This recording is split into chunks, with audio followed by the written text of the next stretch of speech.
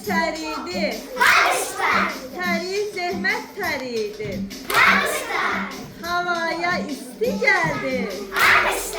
Suyun buzu əridir. Mən aşiqəm ayazdır. Quş dərtlidir, nasazdır. Onu bu dərdə salan qarşıdan gələn yazdır. Sürüyü deyir naxırdır.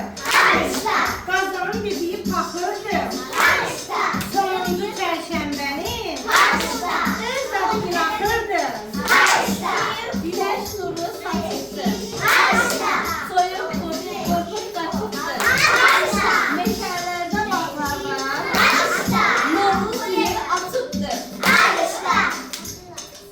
Səsləndi xoruz banı.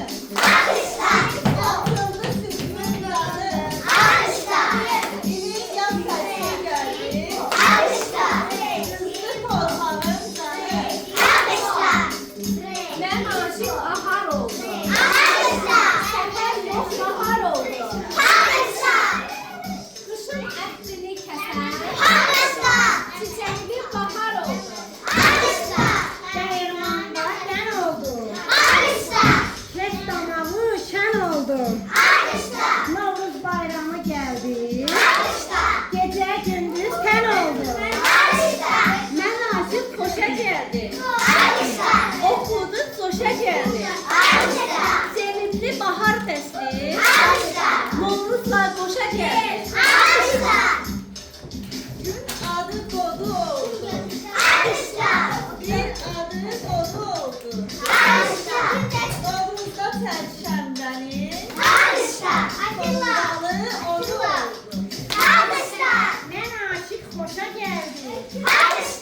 Oxudu coşa gəldi. Sevimli bahar fəsli. Novruzla qoşa gəldi. Bir romanın şəhəridir. Havaya isti gəldi. Dağıza düşməkdir. Bu şeir bir qədərdir. Solub düşən xəzərdir. Çərşənbələrin ilki yalancıdır, əzəldir. Alqışlayaq özümüz özümüzü.